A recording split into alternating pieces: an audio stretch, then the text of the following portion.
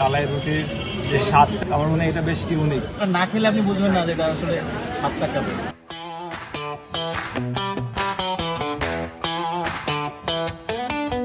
দর্শক, রুটি বেলতে সাধারণত বেলুনি বা তাওয়ার প্রয়োজন হয়, কিন্তু এখানে দেখতে পাচ্ছি যে হাতের তালুতেই রুটি বানানো হচ্ছে। এবং এই যে দৃশ্যটি, এই রুটিটির একটি বিশেষ নামও আছে। এই রুটিকে বলা হয় কালাই রুটি।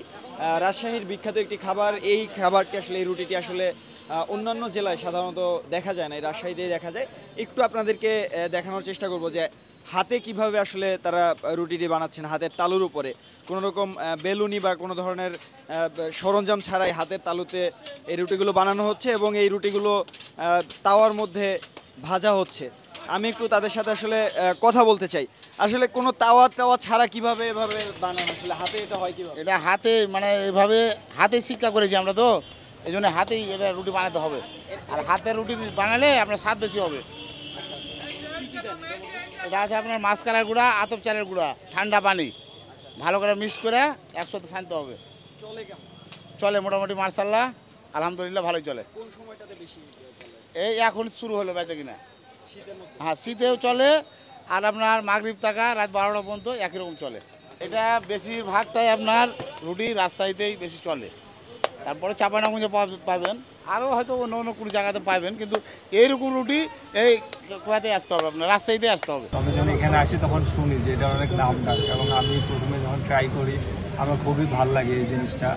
আমরা মূলত এখানে হাঁসের মাংস, গরুর মাংস এবং বিভিন্ন রকম ভর্তা দিয়ে এটা খাই। তো আমার কাছে খুব ভালো লাগে যে কালাই রুটির যে স্বাদটা, এটা অন্যান্য যে কোনো রুটি বা অন্যান্য যা আছে এখানে অ্যাভেলেবেল, আমার মনে হয় এটা বেশ ইউনিক। এবং আমরা বিভিন্ন ধরনের ভর্তা ট্রাই করতে পারি এবং মাংস দিয়ে এটা যখন খাই তো বেশ ভাল লাগে। বলতে আসলে এটা তো বানানো হয় ডাল দিয়ে, মাসকলাইয়ের ডাল দিয়ে বানানো হয়, জানেনই তো। আসলে খাবারে আলাদা আলাদা কিছু বৈশিষ্ট্য থাকে, তো এটাও আলাদা একটা টেস্ট আছে। এই টেস্টটা আসলে টেস্ট বাড়তে চেঞ্জ করে। তো এটা আসলে না খেলে আপনি বুঝবেন না যেটা আসলে স্বাদটা কেমন। আসলে মূলত কালাই রুটি ঝাল ভাত দিয়ে খেতে ভালো লাগে। এটা ঐতিহ্যবাহী খাবার, রাজশাহীর খাবার, প্লাস হলো যে চাপাইয়ের খাবার। কিন্তু এখন আধুনিকের ছোঁয়ায় মানুষের রুচি পরিবর্তন হওয়ার সাথে সাথে, সেই সাথে আগে থাকতো বেগুন ভর্তা, এখনও আছে। আর আধুনিক মানুষের যে রুচির পরিবর্তন, সেই কারণে এতে রাজহাঁস এবং পাতিহাঁস যোগ হয়েছে। গরুর কালাভুনা, লালভুনা এবং বট ভাজা পাওয়া যায় আমাদের এখানে। কোন সময়টাতে এই কালাই রুটিটার বেচা বিক্রি আসলে ভালো হয়? আমাদের বেচা কেনা শুরু হয় লেগেছে সন্ধ্যা থেকে একবার রাত 11টা পর্যন্ত, মানে ভালো মতন। এখন ধরেন আবহাওয়া খারাপ, সে কারণে লোকজন কম। আর আমাদের দোকান চলে হলে 2টা, 2:30, 3টা পর্যন্ত। এই যতটা দোকান আছে, কোনো দোকানের লোগো সম্মিলিত দোকান নাই, এবং আমাদের শুধু এই দোকানে, কালাই ঘরের দোকানে খালি নিজস্ব লোগো ব্যবহার করা হয়। সে দারুণ একটা মার্কেটিংও করে ফেলছে ইতিমধ্যে। এই যে কালাই ঘর, এই কালাই ঘরে আসলে এখানে বিভিন্ন ধরনের খাবার দিয়ে এই কালাইটা আসলে পরিবেশন করা হয় এবং অনেকে খেয়ে থাকেন। আমি একটু আপনার সাথে কথা বলতে পারি? আপনি বেশ মজা করে আঙ্গুল চেটে উঠে খাচ্ছেন। এই খাবারটার স্বাদটা আসলে কেমন, একটু বলুন।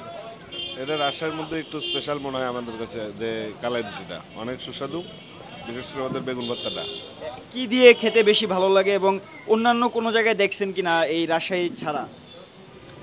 অন্য জায়গায় আছে হয়তো বিচ্ছিন্নভাবে, কিন্তু রাজশাহীতে খুব পপুলার এটা। মূলত বেগুন ভর্তা কাঁচামরিচ বাটা দিয়ে খেতে ভালো লাগে। এক একজন আসলে এক একটা পছন্দ করে। গরুর মাংস আছে, হাঁসের মাংস আছে, যে যেটা পছন্দ করে অ্যাকচুয়ালি।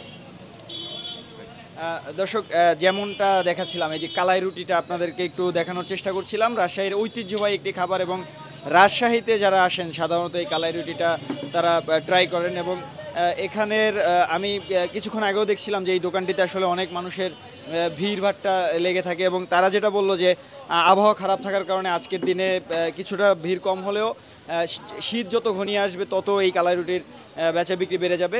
যারা রাজশাহীতে ঘুরতে আসবেন তারা অবশ্যই আশা করি যে এই খাবারটা ট্রাই করবেন। ধন্যবাদ এখন সাথে থাকার জন্য।